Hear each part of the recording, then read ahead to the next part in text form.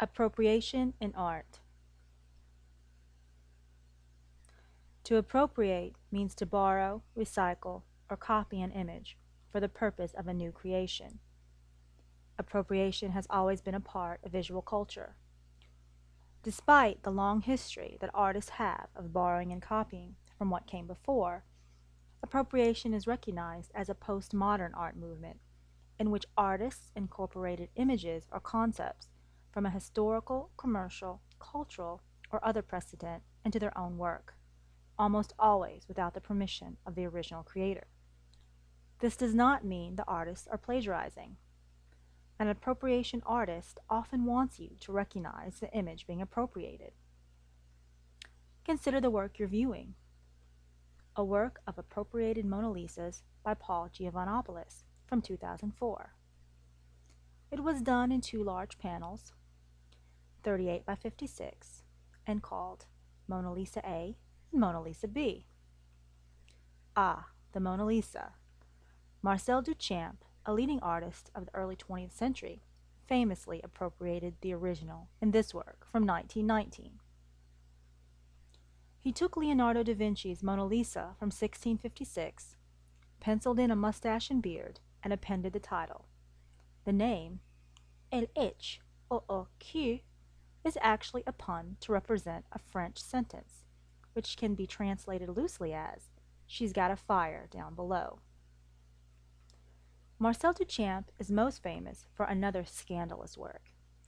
It consists of a porcelain urinal repositioned with R. Mutt scrolled on the side and called the Fountain. The work is regarded by many art historians and theorists as a major landmark in 20th century art. The piece was submitted and quickly rejected by the Society of Independent Artists in 1917. Marcel Duchamp resigned from the board in protest. Duchamp, by taking a utilitarian object and reframing it to give it new conceptual and artistic context, permanently severed the link between the value of art and the labor of the artist. Look closely and observe the flowing lines and the curves of the urinal. Behold, the Fountain, which many consider the most influential work of the 20th century.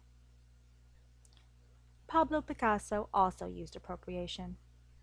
Consider this work from Las Meninas, a series of 56 paintings from 1957, in which Picasso has twisted, distorted, and dissected the famous painting by the same name.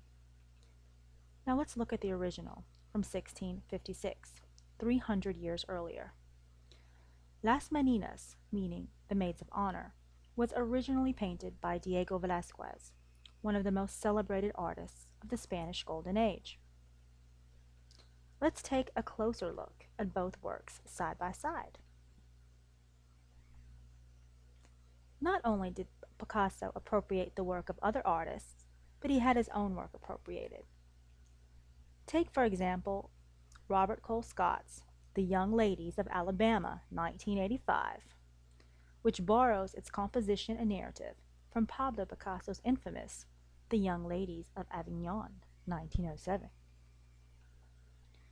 One cannot help but to call to mind Picasso's famous quote, "Good artists borrow, great artists steal."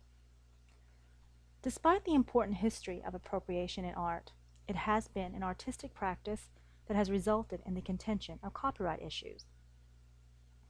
Andy Warhol, who is known as a leading figure in the pop art movement, is famous for his silk screen images like this one of Marilyn Monroe from 1967.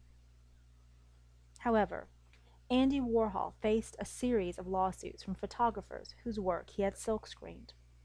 When he hung his silkscreen reinvention of photographer Paula Caulfield's flowers photos on the walls of a New York art gallery in 1964, Caulfield noticed and threatened legal action. Andy Warhol settled out of court and agreed to pay Caulfield future royalties and gifted her two of the paintings. On the other hand, Andy Warhol's 1962 series of Campbell's soup cans never faced any threat of legal action, simply because, unlike photographs and paintings, soup cans and paintings are not competing products.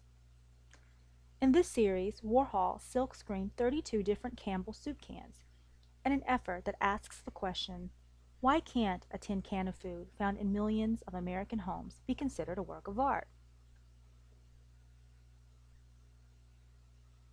Today, appropriation artists continue to challenge our notions of originality and force us to view our world from new and exciting perspectives.